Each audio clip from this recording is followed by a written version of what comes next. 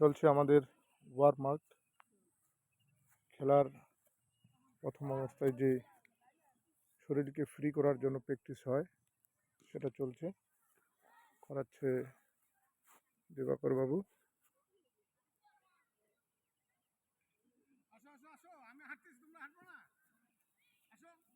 চলো আগাও।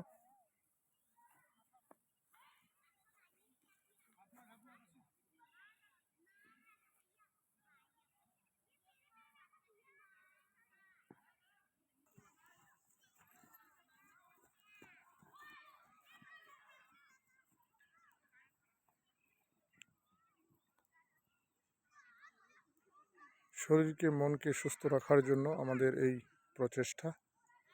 শুধু খেলা মানেই প্লেয়ার নয়, উচ্চমানের প্লেয়ার বলে খেলা শিখবো বা খেলবো সেটা নয়। শরীরকে সুস্থ রাখার জন্য খেলাধুলাটা অবশ্যই প্রয়োজন। যেরকম বড় হতে গেলে, মানুষের মতো মানুষ হতে গেলে পড়াশোনার দরকার, সেই রকমই আমাদের শরীরকে সুস্থ রাখার জন্য এই খেলাটাও বিশেষ প্রয়োজন।